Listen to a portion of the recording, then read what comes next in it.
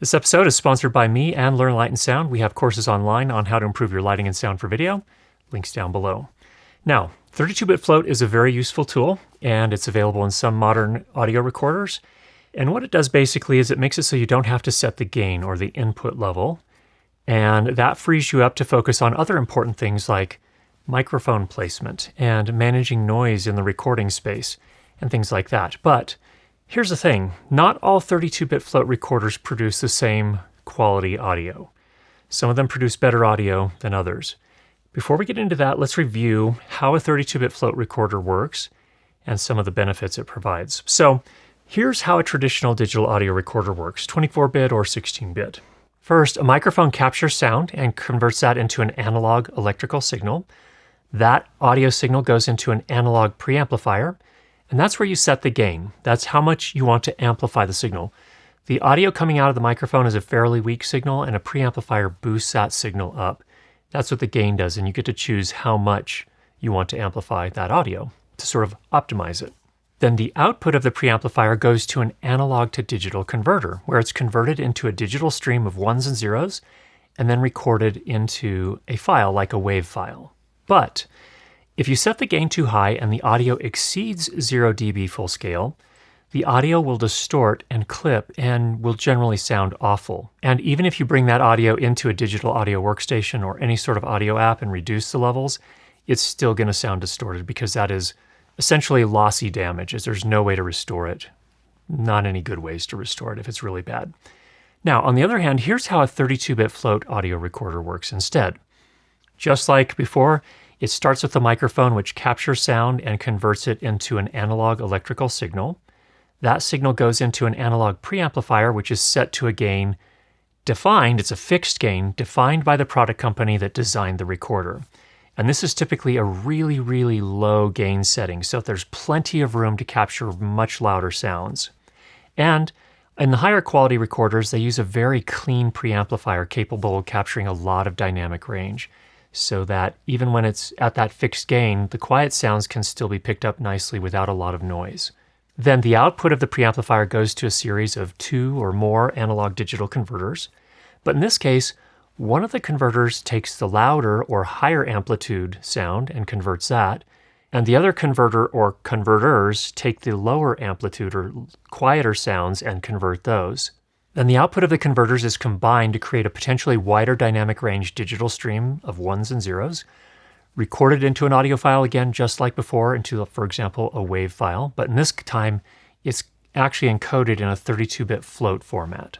Now, on most 32-bit float recorders, there is a level control or a fader, but what that's doing is it's not adjusting the analog preamplifier gain level. Instead, it's taking the audio that's already been converted, and then it's just boosting it or lowering it. And to boost or lower it, it's just doing math. It's literally adding numbers to make it either louder or quieter. So what that means is every single sample, all the audio gets boosted or attenuated. It's just simple math. What that means is that the noise floor comes up too. So you need to keep that in mind. But normally on the high quality 32-bit float recorders, they're using really, really clean preamplifiers, so there's not usually too much cost there.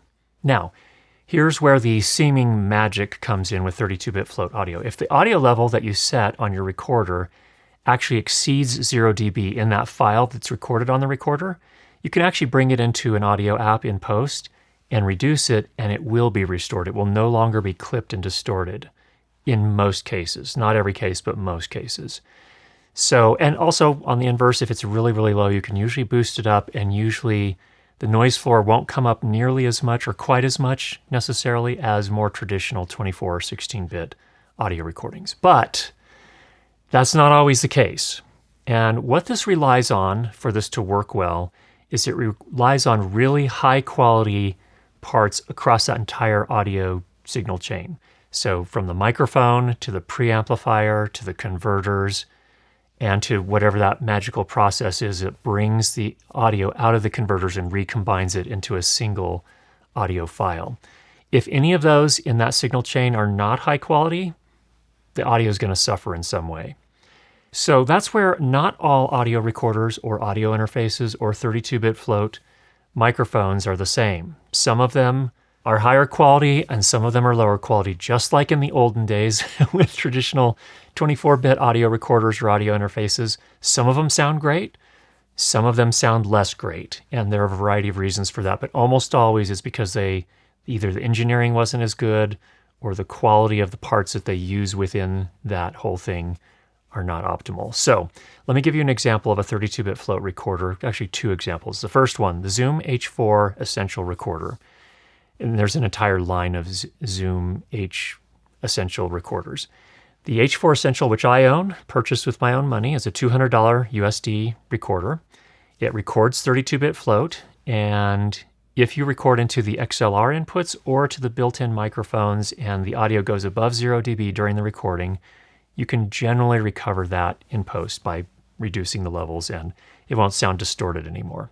Now, also the inverse is true. You can also boost the levels, and typically in the Zoom H Essential series, I found that you have to boost the levels for spoken word audio at least.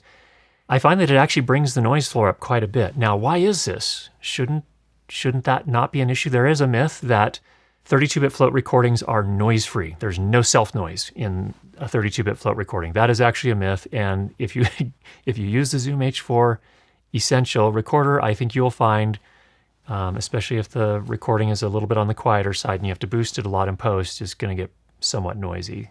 So I don't know for sure what Zoom is doing in here, so I don't know exactly why there's more noise in this, but my suspicion is it's the quality of the preamplifiers. They're not quite on par with things like even the Zoom F3 or the Zoom F6, or even the same manufacturer makes other recorders that are much cleaner when you boost them in post like that. So I think it's the preamplifiers.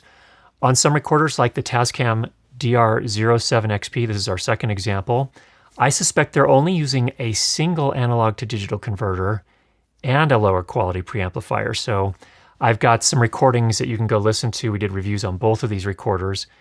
And in those, again, if you boost up the levels on the Tascam DR07XP, it's fairly noisy. And I think, again, that could be the microphones to some extent, but it could also be the preamplifiers. Maybe it's the converters. I think it's probably the preamps and the mics. But in any case, those things are all factors. So again, I've got links to those reviews down below. So here's the kind of summary. Here's the thing you need to keep in mind. Even in a 32-bit float world, you still get what you pay for. So just because a recorder records to 32-bit float files doesn't mean you're necessarily getting a high-quality recorder that produces pristine, noise-free audio. That's not necessarily the case. So I want to also say this. On the other hand, there are plenty of people making recordings just as a hobby. They're making maybe some YouTube videos or TikTok videos or videos for other social platforms or just hobby videos for whatever it is. And these recorders may be good enough for those circumstances. So it's up to every person to make that decision. Yeah, this is good enough. I'm not saying those recorders are horrible and nobody should buy them. I'm saying it just depends on what you need. So my advice is this: if those recorders are not good enough, if you go and listen to some samples and they're not good enough, here's something to consider. If you're considering buying a recorder, go listen to as many samples as you can.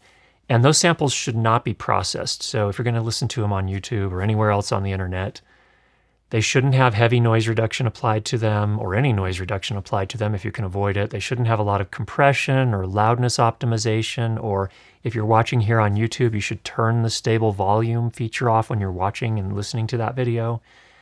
And that way you can actually hear, and you probably need to go listen to several samples just so you get a good idea. And if the samples that you hear are good from your perspective and what you're hearing, then great. You can feel confident that maybe that's going to be a good fit for you. But if it still sounds noisy, then you need to go look at other recorders. And generally, if you spend more money, you're going to get a cleaner sounding recorder. So I'm going to say things like the Zoom F series of recorders or the Sound Devices Mix Pre. You're probably going to get better recordings with those than you would with, for example, a Zoom H4 Essential or any of the H Essential recorders. So I hope that was helpful for you and kind of brings some perspective to the whole 32-bit float world. Get out there and make some great sound, and we'll talk to you again soon.